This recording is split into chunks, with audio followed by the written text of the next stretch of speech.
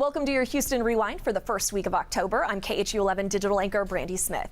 We cover a lot of news here in Houston, which means there are a lot of stories and a lot of headlines, and we know you can't see everyone, but this is your chance to catch up on the stories you may have missed.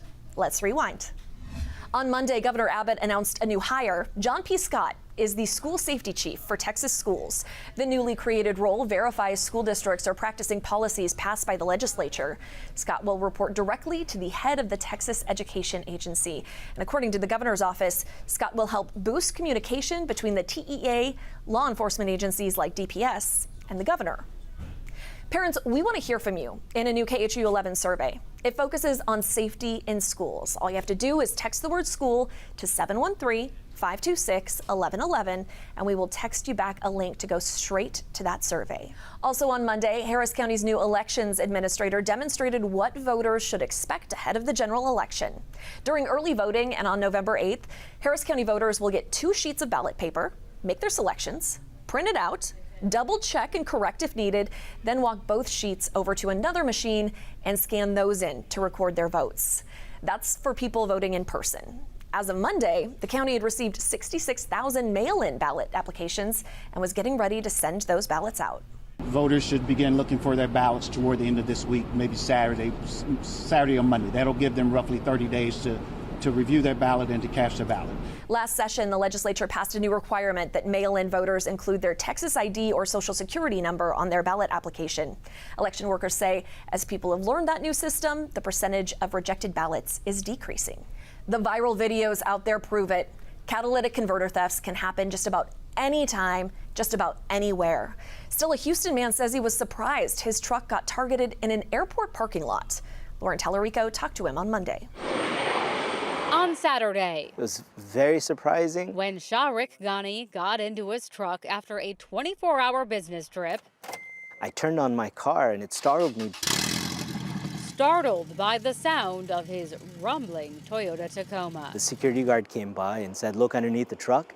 And I looked underneath the truck and the catalytic converter was gone. Catalytic converters run thousands of dollars. Their thefts are on the rise. A report from AAA says in Texas, they're up 5,300% since 2019, and Harris County leads the state. But what was most surprising was that it happened on a private lot. Ghani says his truck was parked at the Eco Park lot at Bush Airport. The security guard wasn't surprised. Ghani was told he'd have to cover costs and even had to pay for parking to exit. A statement, in part from Houston Airport, says there are multiple cameras at all parking locations. Our lots are well lit, and each location has a private security guard service. I asked to see security footage, and they said there isn't any. Ghani has insurance and filed a police report, but he thinks all private parking lots, including the airports, should do more to deter thieves and help cover costs.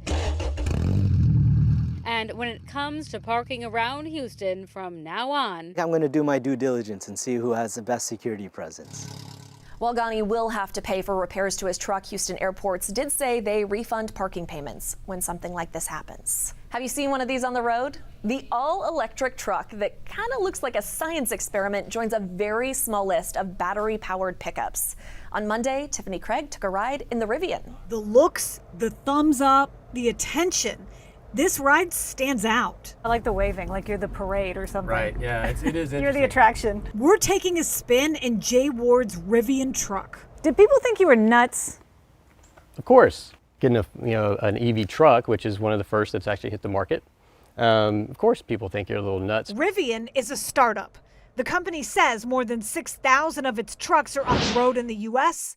Hundreds are in Texas. Scott Evans writes about EVs for Motor Trend. For full-size, fully electric trucks, it's the Rivian, it's the F-150 Lightning, and it's the GMC Hummer EV. And the Hummer costs over $100,000 right now, if you can even get one. So it's really kind of between the Rivian and the Ford. Scott says the biggest hurdles for these larger EVs are battery range anxiety and cost. The good news about that is that, like most technology, we're starting with the most expensive stuff, and the price is coming down over time. Yes, they are expensive. Base price for the Ford F-150 Lightning is just under $47,000, but can go up to $97,000. And to get a truck like Jay's, the lowest you'll pay is $73,000. And to him, it's worth it. We spend on average about $35–40 a month on additional electricity, but that gets us about 1,400–1,500 miles worth of range. So a lot better than the gas pumps these days. This truck is loved so much, it even has a nickname. Jay calls her Fiona, or Fee for short. The electric truck market is growing. Chevy is introducing a Silverado next year. Ram is working on one too. But if the price is throwing you off, GM unveiled an electric Equinox SUV. It should be out next year, and the starting price is about $30K. On Tuesday, we learned just how many pedestrians have died on Harris County roads. 122 just so far this year. Sherman Chow shared that number prompted TxDOT to launch a new safety campaign. Yeah, throughout the month of October, you're going to be seeing these human billboards both here in Houston and across the state of Texas advertising a Be Smart, Drive Safe campaign. Because sadly, pedestrian traffic deaths are far too common in the Houston area, from side streets near businesses to major thoroughfares to interstates and highways. In fact, in 2021, there were 204 pedestrian traffic crash fatalities in our area, up 15% from 2020, and 383 serious injuries. In May, a KHOU 11 Investigates report found that 70% of pedestrian traffic deaths over nearly the last 5 years was because the pedestrian was at least partially at fault. So this friendly crew will be wearing signs reminding drivers and pedestrians to follow the rules of the road and give each other a wide berth to cross at intersections and sidewalks. If there's no sidewalk, walk on the left side of the road facing the oncoming traffic. So no cars can sneak up behind you. You know, distracted driving is a big issue. Emily Black is with TxDOT. Failure to yield the right-of-way, driver inattention, and speeding were the top causes of pedestrian-involved crashes last year. Alcohol impairment was reported in 25% of fatal pedestrian crashes. Because one of the smartest ways you can drive safe is to drive sober. Sherman Chow, KHOU 11 News. This is a really difficult but important story to share. It's a story the family of a Texas man once told so that no one else endures what he did. Texas City Police and state regulators are investigating after video allegedly showed the man being abused. Janelle Bluda talked to his family.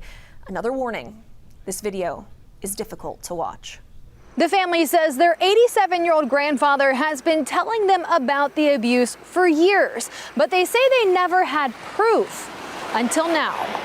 It was Sunday afternoon when they got the news. We got a phone call that our grandpa was going to the hospital because he supposedly fell out the bed. That 87-year-old Cornelio Salinas was in the hospital after the nursing home said he fell from his bed. We seen the bruising around his eyes and he was in a neck brace. So we went back on the ring camera and seen what had happened. But his grandson, Lisandro Solis, says the video paints a different story.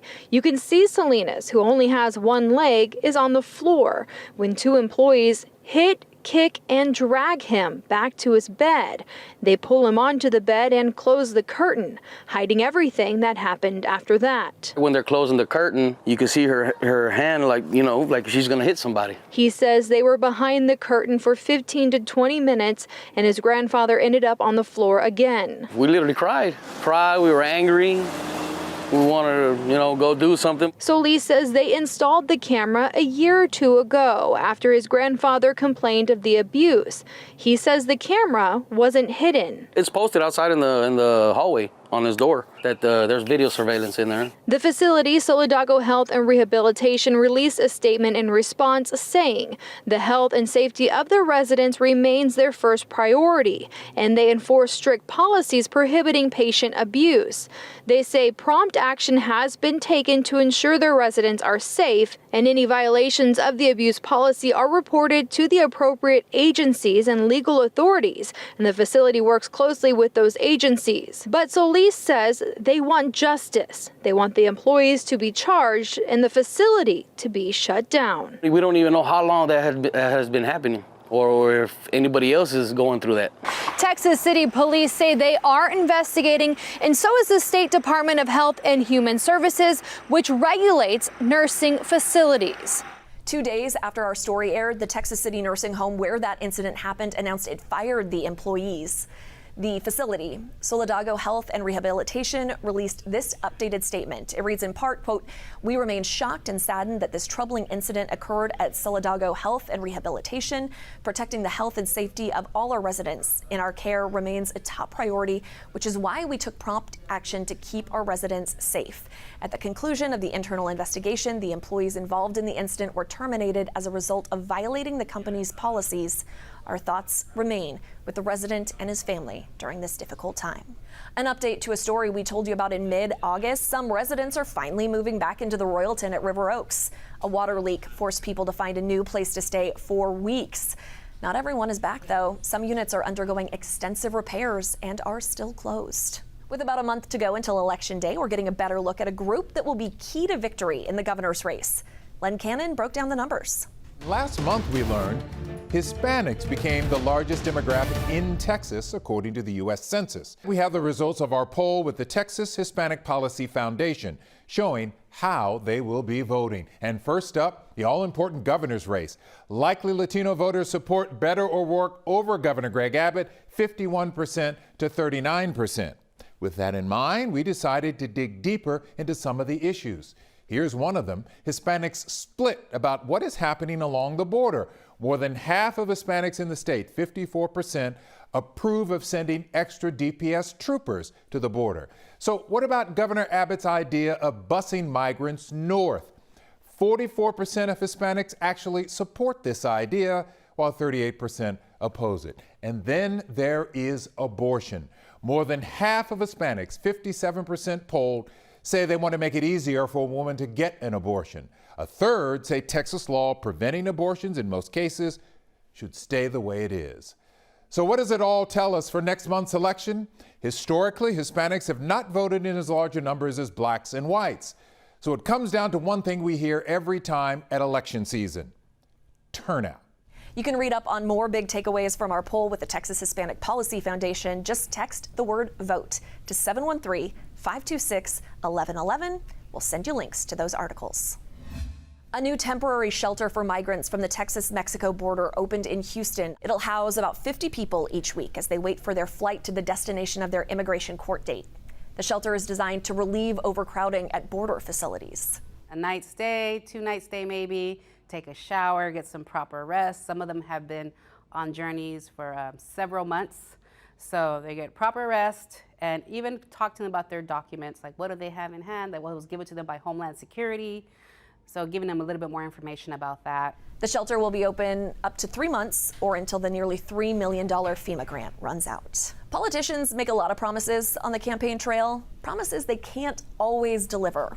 Beto O'Rourke's pledge to get rid of the STAR test if he's elected could be one of those. Lauren Tallarico explained why he would face an uphill battle. It's a promise from Beto O'Rourke getting plenty of campaign trail support. So when we win, we're going to cancel the STAR test.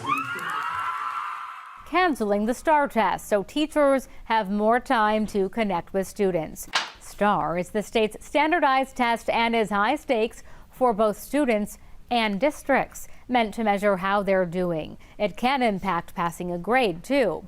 Because so much rides on one test, it has been controversial. I'm going to ensure that you have more valuable classroom time to connect with those kids. But the promise to scrap it could be a hard one to deliver. Here's why. A federal law called the Every Student Succeeds Act was passed back in 2015, requiring all states to have a standardized test, a way to make sure kids don't get left behind across the country. Not only is this kind of test a federal law, it's a state one.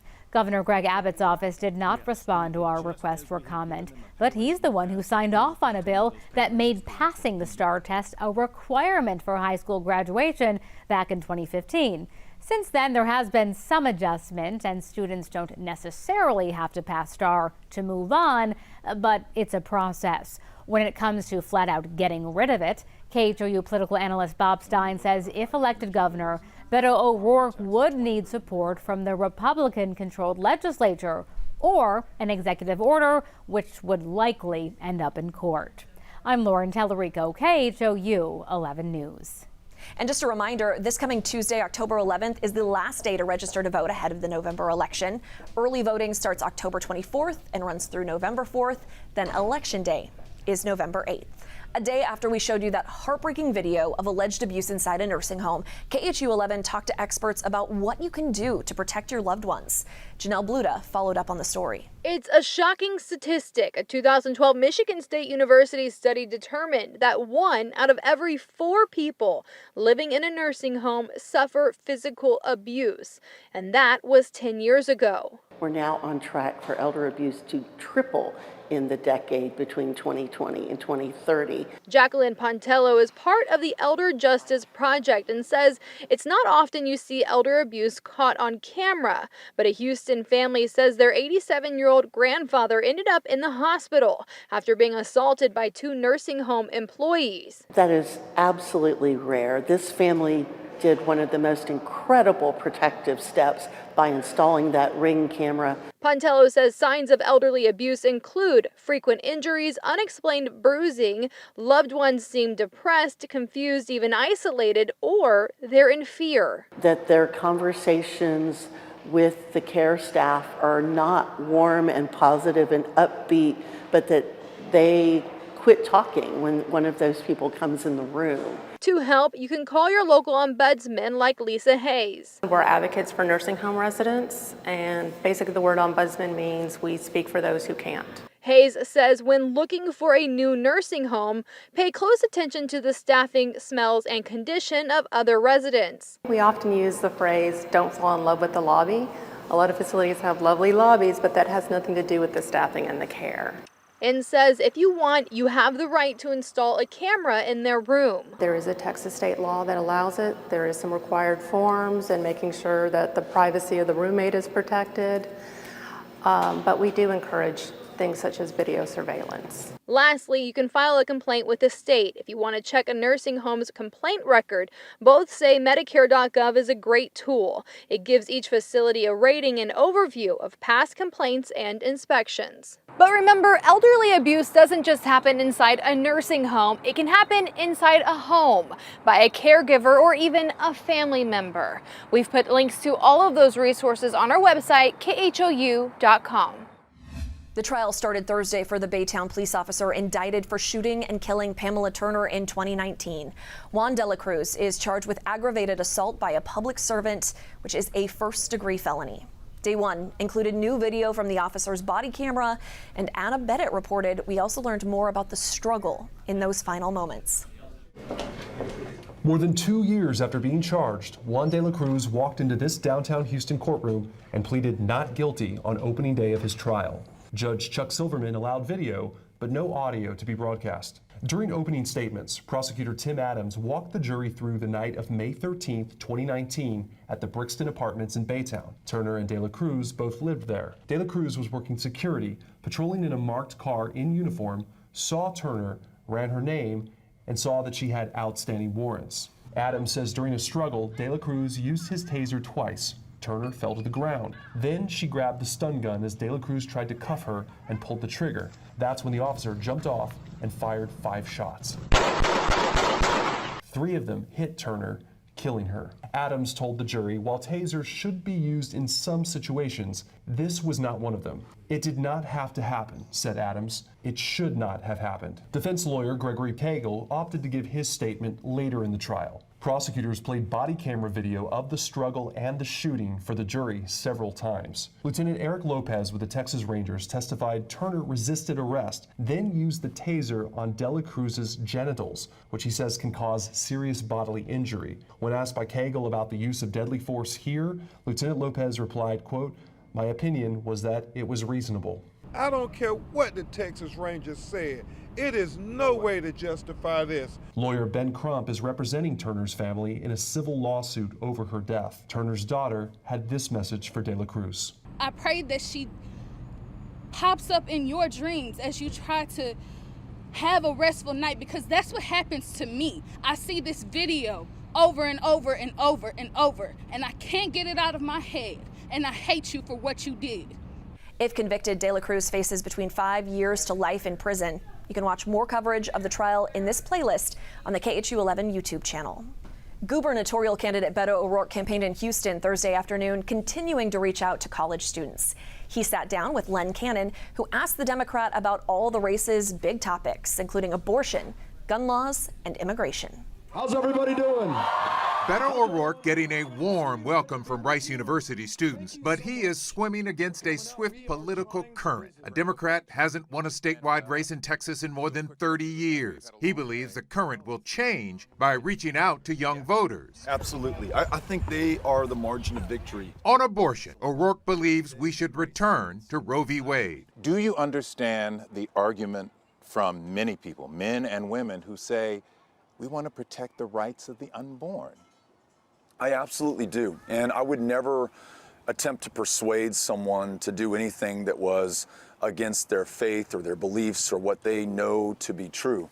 But what I also know is that 85% of our fellow Texans disagree with Greg Abbott's extreme abortion ban. After Uvalde, he says he wants to raise the minimum age to buy an assault rifle in Texas, just like lawmakers did in Florida. 23 days after the horrific shootings at Marjorie Stoneman Douglas in Florida, 23 days, the Republican governor and legislature raised the age to 21. Since then, mass shootings with weapons of war have declined by 80%. But Beto, that's Florida.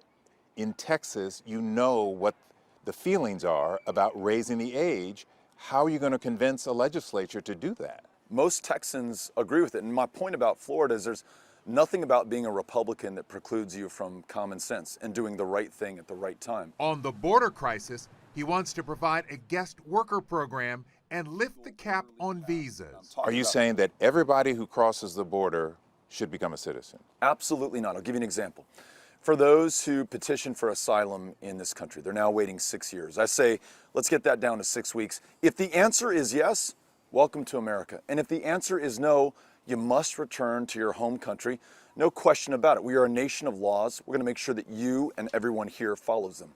Len also sat down with Governor Greg Abbott for a one-on-one interview just last month. You can watch both interviews in their entirety on KHOU.com. On Thursday, crews started installing new signs along Highway 3 in honor of Vanessa Guillen. The section between I-45 and Alameda-Genoa Road is being renamed the Vanessa Guillen Memorial Highway in honor of the Fort Hood soldier. Guillen, who is from Houston, was murdered on post back in 2020 and sparked a movement to change the way harassment claims are handled within the military.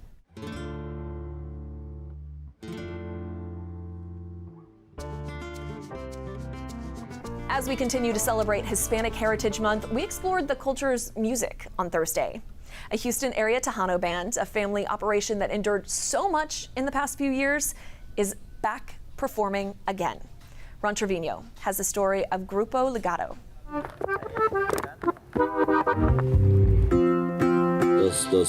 You gotta make sure the sound is just right.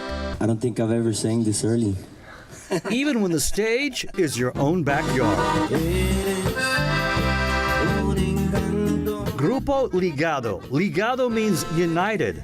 They play a lot of norteño music from Mexico and plenty of homegrown Tejano. Very important for the industry right now to keep Tejano alive and to keep that music going. It's part of our culture. On bass, Jimmy Garcia. On the guitar, called a bajo quinto, Felix Anzaldúa. Lead vocals and accordion, Juan Tamez, the leader of the band. His son JJ back there on the drums. We all kind of do music, like my grandpa, like I said, my uncle. It kind of helps bring all the family. Nos une a todos. It unites them all.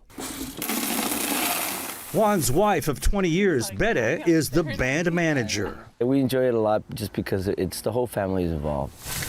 They love their property in North Harris County, perfect for their horse Chato and of course rehearsing, but things here are so different today than they were in September of 2017 and Harvey. All our instruments are our tour bus. Pretty much the day that everything happened, we didn't think of, oh, let's take everything, We just kind of left, took took the family, took our passport, you know, just the most important things. Add to that the pandemic lockdowns. For a band that once toured all over the U.S. and Mexico, the music had died until a few months ago. Now they're back. We're actually starting to tour. So what I like a lot that my son is now in the band.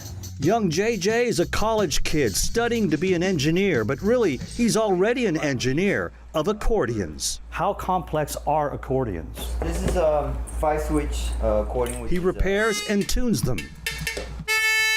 The accordion is such an important part of the Tejano sound, going back generations.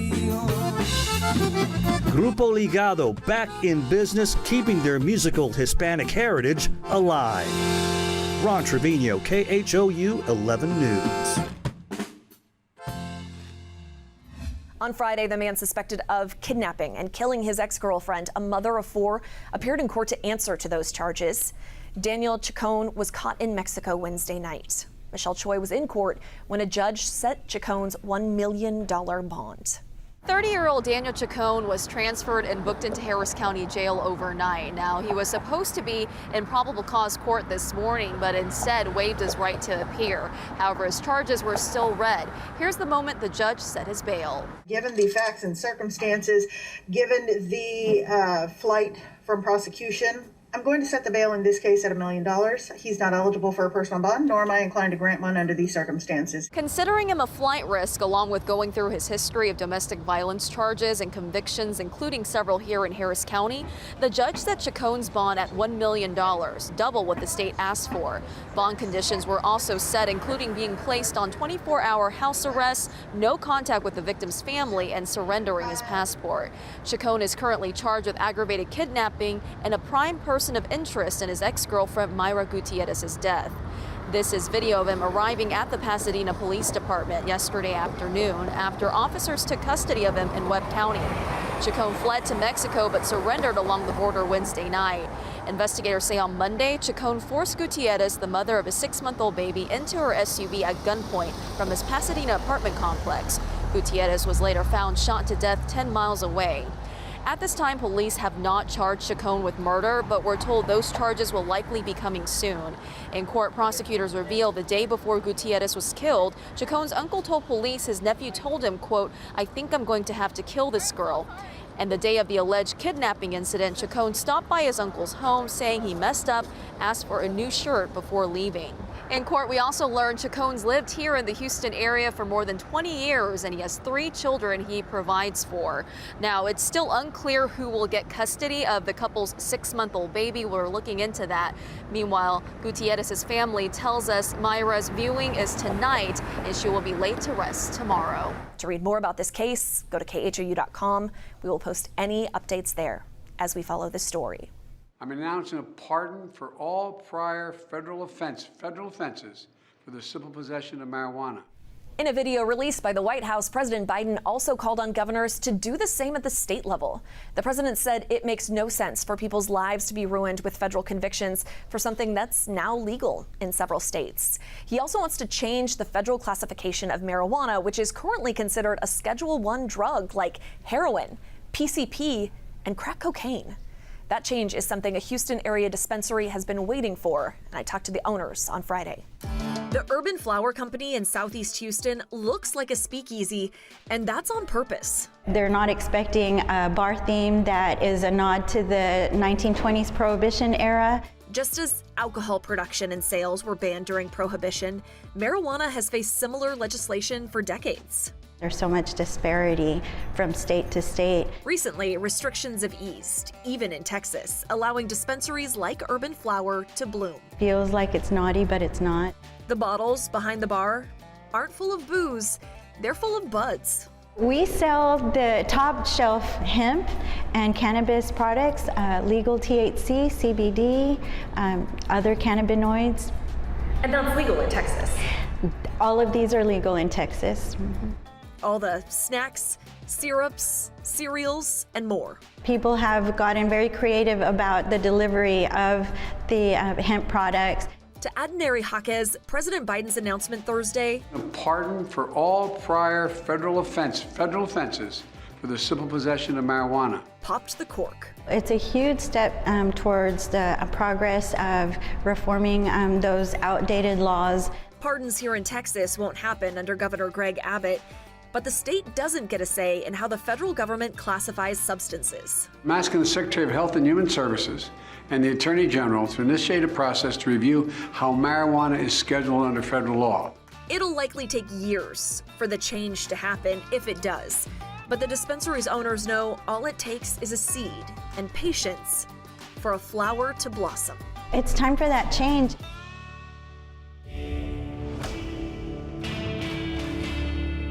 With elections just weeks away, political ads are popping up everywhere. Some of the television ads feature law enforcement officers wearing their uniforms, and someone asked the Verify team if that's allowed. Investigative reporter Cheryl Mercedes looked into it.